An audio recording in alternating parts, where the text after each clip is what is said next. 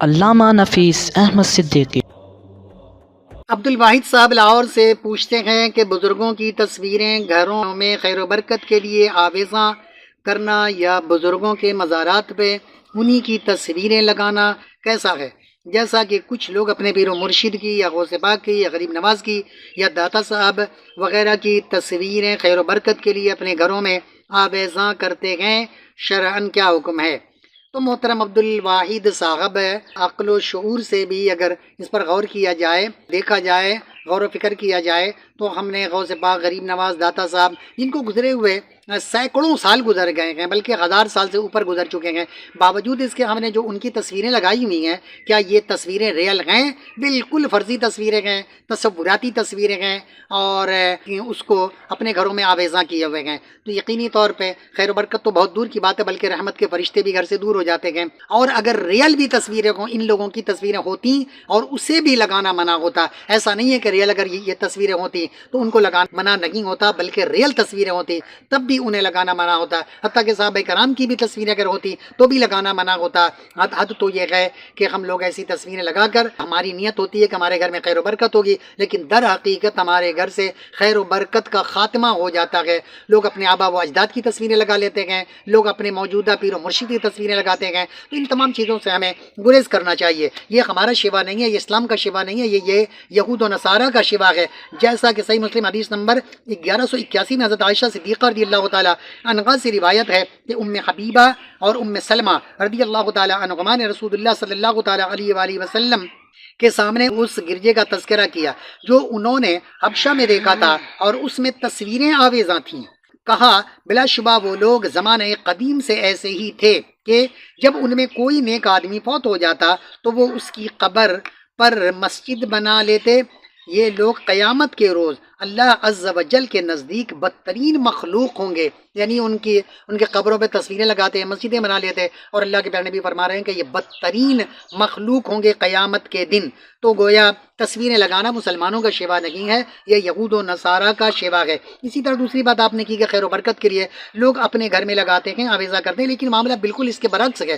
حدیث پاک میں ہے، جیسا کہ صحیح مسلم حدیث نمبر 5515 اور 5514 میں حضرت ابو طلحہ رضی اللہ تعالی عنہ سے روایت ہے کہ آپ صلی اللہ تعالی علیہ وآلہ وسلم نے فرمایا، فرشتے اس گھر میں داخل نہیں ہوتے جس میں کتا ہو، نہ اس گھر میں جس میں کوئی تصویر ہو۔ واضح لفظوں میں فرمایا کہ فرشتے اس گھر میں داخل نہیں ہوتے۔ یہاں فرشتے سے مراد رحمت کے فرشتے ہیں، نہ یہ کہ عذاب کے فرشتے۔ اب عذاب کے فرشتے تو ہر حال میں آئیں گے، اگر عذاب کے فرشتے بھی نہیں آتے تو لوگ تو اپنے گرد گرد تصویریں رکھ کے بیٹھے رہتے، جہاں بھی ہوتے تصویر رکھتے کہ تاکہ وہ ملک الموت آ کر ہماری روح نہ نکالے، وہ تصویروں کو دیکھ کر بھاگ جائیں گے۔ ایسا نہیں ہے، رحمت کے فرشتے گھر میں داخل نہیں ہوتے۔ تو یہ جو لوگ ہیں جہلا، عام طریقے سے لوگ نہیں کرتے، یہ جاہل لوگ ہوتے ہیں کہ جو غوث پاک کی اور غریب نواز کی اور داتا صاحب کی یا دیگر بزرگوں کی تصوراتی تصویروں کو اپنے گھروں میں آویزاں کر کے رکھتے ہیں، یا اپنے پیر و مرشد کی تصویروں کو نمایاں جگہ پہ آویزاں کر کے رکھتے ہیں۔ تو ان چیزوں سے ہمیں بچنا چاہیے، اس میں رحمت اور برکت نہیں ہوتی، بلکہ رحمت کے فرشتے بھی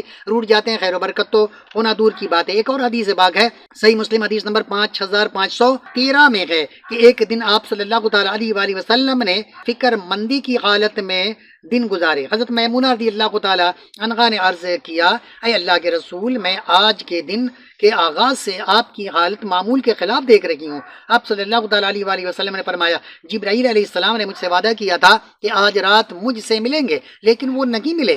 بات یہ ہے کہ انہوں نے کبھی مجھ سے وعدہ خلافی نہیں کی۔ کہا تو اس روز پورا دن آپ صلی اللہ علیہ وآلہ وسلم کی کیفیت یہی رہی۔ پھر ان کے دل میں کتے کے ایک پلے کا خیال بیٹھ گیا جو ہمارے ایک بستر کے نیچے بن جانے والے ایک خیمہ نما حصے میں تھا۔ آپ صلی اللہ علیہ وآلہ وسلم نے اس کے بارے میں حکم دیا تو اسے نکال دیا گیا۔ پھر آپ صلی اللہ علیہ وآلہ وسلم اپنے دست مبارک میں پانی لیا اور اس کے اوپر اس جگہ پر چھڑک دیا۔ پھر شام ہوئی تو جبرائیل علیہ السلام آ کر آپ سے ملے۔ آپ صلی اللہ تعالیٰ علیہ وآلہ وسلم نے ان سے کہا، آپ علیہ السلام نے مجھ سے وعدہ کیا تھا کہ آپ مجھے کل رات ملیں گے۔ انہوں نے کہا، ہاں بالکل، لیکن ہم ایسے گھر میں داخل نہیں ہوتے جس میں کتا یا کوئی تصویر ہو، جس میں کتا یا کوئی تصویر ہو، وہاں رحمت کے فرشتے نہیں آتے۔ اندازہ لگائیے اللہ کے پیارے نبی سراپا رحمت، جن کو اللہ تعالیٰ نے پوری دنیا کے لیے رحمت بنا کر بھیجا ہے، آپ اس گھر میں موجود ہیں، لیکن صرف ایک کتے کے پلے کی وجہ سے اس گھر میں جبرائیل امین نہیں آئے۔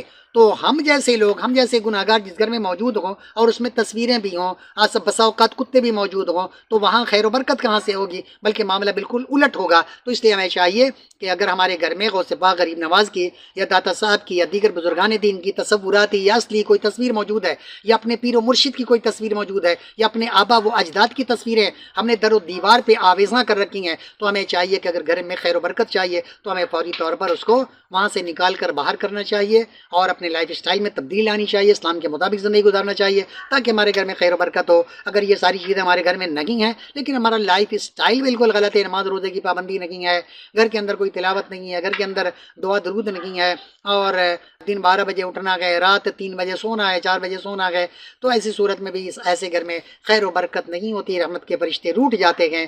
تو ہمیں ان تصویروں کو بھی دور کرنا چاہیے، اپنے لائف اسٹائل میں بھی تبدیلی پیدا کرنا چاہیے۔